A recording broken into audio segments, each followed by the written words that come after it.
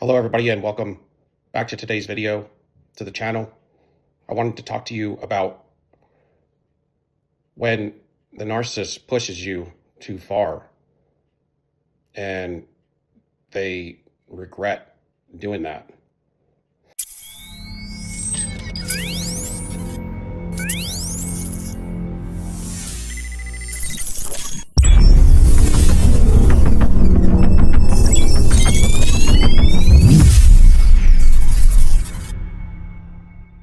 You had a lot to give, and a lot of times what they do is they will try to continually push the note. The narcissist is a type person where they will push it to the edge, to the brink of your reality, and that's what they go for. You wonder why there's so much activity in the relationship. After it gets going, you start really feeling them, and you start getting kind of wobbly. See, the narcissist wants you to get twisted up in your emotions. They have this way of devising things step by step to conquer you. Now, it worked for everybody else, so it's going to work on you as well. You're no different. If you're not awoke to this, or you're not a narcissist, then you are going to be susceptible as well. Now, if you have boundaries, and we all have some sort of boundaries, it just depends on how you work your boundaries as well. For me, I like the idea of this individual, ended up lowering my boundaries because of that. So for me, what I learned was that everybody gets treated the same. The Lord says that he's not a respecter of persons. And when we become respecter of persons, to some degree, we can find ourselves in a whole lot of trouble. And in the instance of my situation, I lowered boundaries just for this individual. So you got to understand that boundaries are for everybody. Everybody gets treated the same regardless. But they have this pattern of plans that they tend to pull on everybody. Some things they know, and some things they don't know. They just get told these things from the devils inside. Because that's mainly what happens to the narcissists. When they get possessed, they get told how to take down people and how to treat them, how to respond to them, how to act, and how to react. There's a couple of self-aware narcissists that gloat about it, and they will tell you this. When you're in the lower echelon, the lower mid-range and below, you get told what to do. But when you get to the upper mid-range narcissist, you get options told to you by these demons. And they work. They're thousands of years old, y'all. They cannot read minds, but they know how to read mannerisms, how to read tourism, things like that. They have the ability, that cognitive empathy that comes from the devil, and they're intertwined in there. And so that's why the upper echelon of narcissists are even more detrimental, because they have tools that they have available to them, and they can choose what tool they want to use on you when they want to entrap you, ensnare you, and destroy you. And as much as they think it's funny, it's not. But at the end of the day, they look like the clown, really, because they're clowning themselves all the way down to hell. And life isn't a game. That's what I remember telling mine. Life's not a game. It's not. We have to play chess with them, yes. But they look at life like it's funny in a lot of ways. But they also won't tell you about those dark days that they feel for the things that they do, because they're never happy. Laughing and being happy are two different things. You get confused, and it causes you to wobble, and they want you to not be on firm ground. They don't want you to be able to be stable in anything. They want to cause instability, make rules, get you to become obedient. They have it to where you form no boundaries for them. It's almost as if they can come and go as they please, and then there's every boundary in the world is built around them. So you still get very little information of who they are. Anything would be accusatory to them, so you don't accuse them of not giving you any kind of intimacy verbally or any background, because then they'll flip out. And then they cause these rage scenes, and these rage scenes are partially so you don't check them anymore. After you have a couple of rage scenes with them, you're going to think about 100 times and walk on eggshells before you're going to address anything, because you don't like to deal with that confrontation if you can help it. That's how you were taught and brought up, because you were groomed a certain way. And when you're groomed to take care of a narcissist because your caregiver used you as narcissistic supply, then You have to change a lot of ways about you. You have to assert yourself where you wouldn't in the past. Have well-built boundaries that are for everybody built around you. And you were also built to be almost completely vulnerable to all individuals, including strangers, because you felt that that was the best way that you could be authentic. As true as that may be, you cannot be completely authentic with strangers. You have to vet people and let them in slowly. And that's maybe not being as real as you want to be, but you have to be careful and you have to be safe to protect your soul and your spirit, your mind, will, and emotions, to protect your life, your finances, your health, your wealth, your relationships. See, everything borders on this. When you are too vulnerable with strangers and you get caught up with, say, these narcissist types, they destroy your health, your wealth, your relationships, your relationship with God, and your relationship with yourself. They will turn you into a morsel of bread, a deep ditch that you can't get out of in a short period of time. And what these narcissists do, and the devil's inside them, you get this voice that comes along with them that says, give them the benefit of the doubt. Now, I don't remember hearing that from any other type of relationship, but from a narcissist type. And whenever I talk or hear from you guys or anything online, I would hear the same thing. You got to give them the benefit of the doubt. And that is part of the spell casting. That is part of the witchcraft. As far as the devils, they can't read minds, but they can put things in your mind, especially if you're susceptible to that. Now, I believe that you can build boundaries even against getting some of this stuff even committed into your mind, because if you're too strong, it's not even going to get in your mind. So that's where we need to work on ourselves. We need to, think about ourselves before we think about others, to a level of love for ourselves and safety for ourselves, comfort for ourselves, and respect for ourselves. Because when you go into situations with complete vulnerability, you're going to be taken for a ride in a lot of cases. And maybe not all cases, but the ones that do take you for a ride are going to be very, very destructive. And that's the thing. It's not even just a little bit of devastation. They destroy your whole life. And that's been proven because you've seen it time after time after time. So when you wake up to this, it's time to build good boundaries, and you can't be a healthy individual with any toxicity around you. It just draws you down. It draws you down. It draws your moral ethic value down. And it's a bad influence on your life. And when you're surrounded by a bad influence on a day-to-day basis, you start to mirror them back. It says in the word that you are a reflection of the people that you hang around. It's the company you keep, y'all. The company you keep is who you become. So you want to be careful on the company you keep and the people that you date, the people that you commit to. That's the thing. You're committing. Everything in this world system is a covenant, a commitment, or a consent. And this is where the enemy gets you. And this is where, if you have a narcissist that's possessed and it's on a covert level, they got the witchcraft built into their system. It is the embodiment of witchcraft. It comes with it an energy from another dimension that is a dirty spirit. You don't need to be taught witchcraft. It is a part of them. They know. It's just obvious to me over time. I've learned that when God cast the fallen angels out of heaven, and now we have demons on the earth as well, through the copulations of Genesis 6, God cut the power lines to them when they got thrown out of heaven. They have no power. It's almost like if heaven was the energy company that, well, you ain't getting to build no more because you ain't got no power lines. And that's what happened. They got tossed to earth, whatever, hell was formed, and there's no power. Heaven is bright, always amazing and lit up, but hell is always known for being dark, cold, or hot as hell. There might be fires down there. They got to get their power is from the fires that they make. They know that they cannot get consent and covenant from heaven.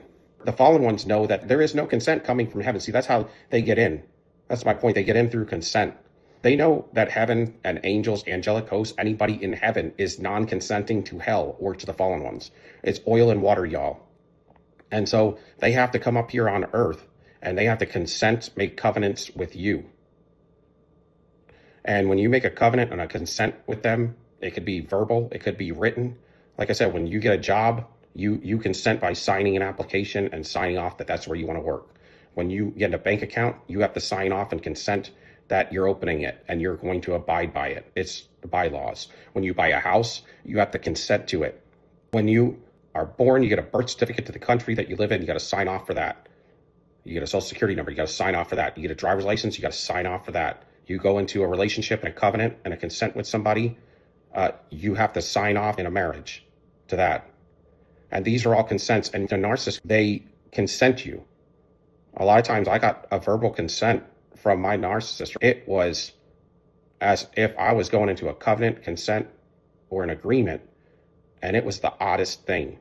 It sounded like a real, true verbal agreement. If you listen to a narcissist long enough, or you're around them long enough and you pay attention, they will tell you the truth because they have to. All truths come out and truth will find you out. A lot of times it comes out, sometimes in a mockery or in a weird way, but it still comes out. It's still there. And, it's almost like if you are keen enough, you will catch it.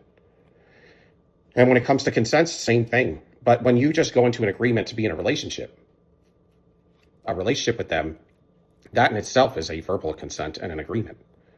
When you have intercourse, that's a consent. When you spend your time with somebody on a daily basis, that's consent, that's a covenant, that's an agreement.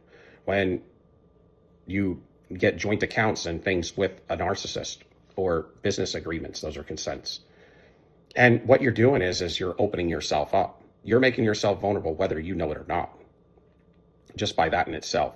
And this is where I believe the fallen ones have to draw all their energy off the earth. That's why my point is that they funnel all this fuel. That's why they have news full of fear all the time, because that causes fear in people. And then they funnel it. It gets funneled to these fallen ones to send out an army of evildoers to take you down. It's like you're fueling your own takedown, because without us, they get no consent from heaven. So it's like the only energy and fuel they get is from us, because they don't have any power. Everything in heaven's hardwired. It's like good fuel, like the best fuel. We don't even have that here. But the only fuel they can get here, they can't get hardwired fuel, but get it from us, and we're generators. So they plug up to us, or they siphon it from us, or you watch the news and you get in fear, and it causes you to be in fear, and then it gets funneled. It happens through consent. You can feel energy, regardless whether it's evil or good, when it's around you, because you are an empath. So you know what it feels like. That's energy that you're feeling. And so you got to watch who you consent to, and consenting to switch fuel with the narcissist on a daily basis, and then having them cloak up. They get cloaked in your energy and camouflaged in your energy. And in the spirit realm, when they go out there and they're wearing your energy, your fuel, and they're taking down other sources of supply and destroying people, they're cloaked in your energy. So you're fueling it. So when you fuel it, then you have to reap that sowing. And then you're walking around with their negative energy. So you look like them. They look like you out there destroying individuals. So you got to get that reaping. And then you're wearing their fuel. So you got to get that reaping for the old stuff they've done that you flip the energy with. And then you're destroying yourself out here, because you got to burn that fuel off. And then they keep doing it with you, unbeknownst to you. But what was eventually known to you was that this individual was evil. That's why I say you want to run as quick as you can, because it's never going to be good. You can't prop that up forever. The evil that comes with that is very destructive, and it all destroys you.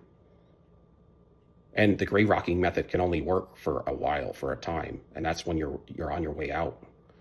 You can't continue to gray rock somebody that's a narcissist if you have to live around them, unless it's just not going to happen. It's not going to work well, because they're going to antagonize you. And the gray rock method is just that's temporary, and it kind of, it alerts them that you're not giving any fuel away anymore. And so it's going to cause other problems. That's why a lot of times they don't seem like they reap what they sow, is because until they have a narcissistic collapse and it all tumbles down on them, they may be out there drawing people into their web. That's why they always like to draw you back into the web, because anybody that's consented to them, friends, relatives, flying monkeys, and love partners, they all, when the narcissist gets hit with that, reaping what they sow, it goes like that, and it hits everybody just a little bit. And they know this. So you don't want to be with evil. You don't want to be friendships with evil. You don't want to agree to flip energy with evil. And you got to watch your covenants and your consents. Meaning, even the friends that you keep, anybody, the relatives that are around you. A lot of times you got to give up a lot of your relatives because they're corrupt and they don't do anything good for you. They're always sabotaging you. And that's why this world is in such fear. Go into a hole. You're going to spiral down into a hole. It gets you to clam up. It gets you to freeze. That's why I say when the narcissist is in your life, it freezes you. And you're not able to advance. In fact, you go backwards. But that's why you feel so tense. You feel anxiety. That's why you feel agitated, or you feel even paranoid you can get. But all of these things occur because you're going against what you truly believe. And you have to go against also your immune system. So it causes autoimmune system issues because your intuition, your integrity, everything, the Holy Ghost, that's in it, that resides in you, is telling you no. And you're saying, no, I got this. It's okay. But a lot of it comes because you were born into these families. And so some of it's generational curse and generational curse breaking. And then you got to build the boundaries away from that. But a lot of times, narcissists will start out by needing help, and that's how it always can work. And that's sad. It's sad because you got to watch who you help now, because it could be a trap. A lot of times the initiation of a narcissist and you in the relationship is you helping them first. I always watch out for people that always need help. Not that I wouldn't help people, but you got to be cautious. But they are completely unequally yoking with you, and they are, because they are evil and you are not. You are good. So what you have here is, if you can see this, you have a level. So when you start out in the relationship, you're here with them. You're both on the equal level. Really what it is they're down here. And then you bring them up to here. And then you end up sliding all the way down to here. And then when they break up with you, you're down here and they're up here. And then, because they breadcrumbed you and give you indifference and haven't acknowledged or validated you at all for all the things that you've done for them, then you start to chase them. And then it just makes it even more imbalanced. They're even higher. They're like this. Okay? And when you stop with them and you level it off, and then you get to a level of this, now you're up here. And they're down here. You were obsessing over them, now they're obsessing over you, right up here. You're up here now, and you don't want them. We're talking about 8-10 months later, or a year later. That's when it starts to really affect them. And they don't really care too much the first 6-8 months, but after about a year, you get your power back. And it's like, what you gonna do with all that power? This is your power. And your control, you have good self-control now. So the narcissist they're greedy, jealous, and envious, and infatuated again with you, because now you've recovered. You got back to your baseline, and now you're increasing because you awoke. You woke now, baby, you woke. And when you woke up, you have a new swag, you got a new way about you, a new stature that God's going to walk you into, and he's going to advance your life. Now you can sit and be beat up down here if you want, but this is what a lot of us can get to, and a lot of us come to, is we recover and we grow and we glow and we don't look back. We look into our rear view mirror and we see the narcissist and they're obsessing over you. And if they ain't, who cares? My point is to only look in your rear view mirror as a reflection on where you were and to learn from it. You don't live in it. You use it as a precautionary mechanism so you don't get a side swipe. So somebody ain't creeping up behind you too close. It's things like that.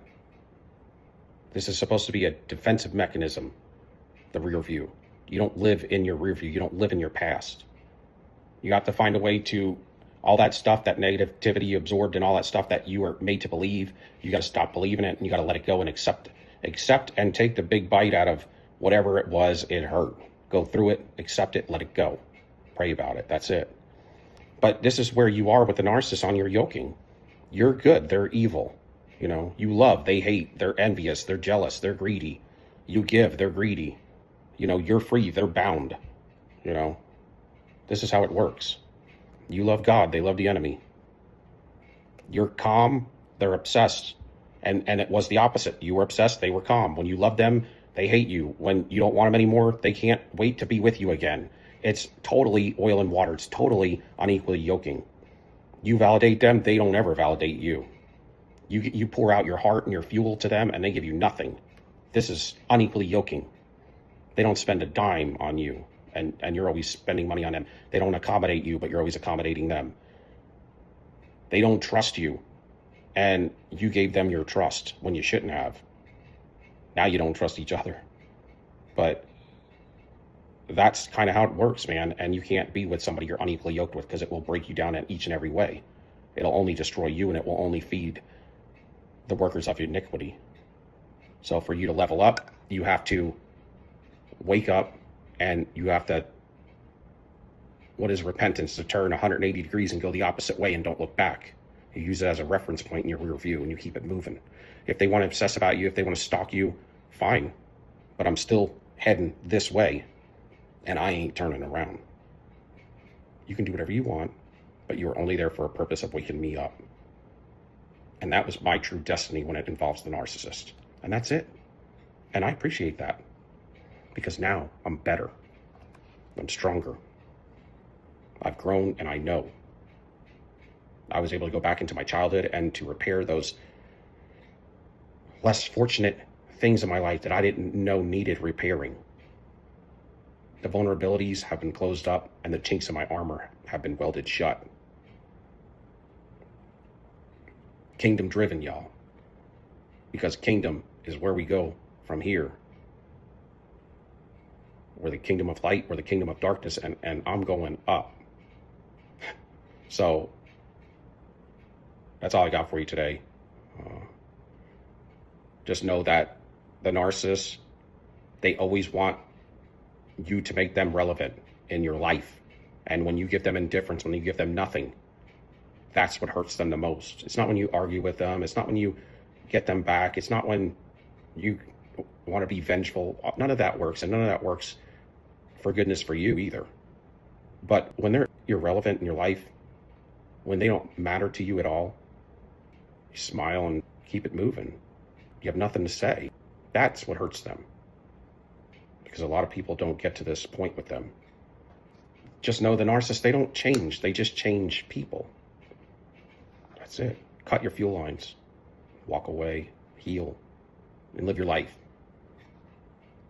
I'm going to do a little short or something on grounding. Y'all need to ground. Take your socks and shoes off and go outside. Or get a grounding mat. You can get on Amazon. It's amazing. We are full of energy, and we're supposed to ground. We're supposed to ground our bodies, and that's why a lot of times they have you wearing socks and shoes all the time. And you can see this through using a meter, an electric meter. So look into it. It's called earthing or grounding. But that's good for your healing. All right? Love y'all. Peace. Me out.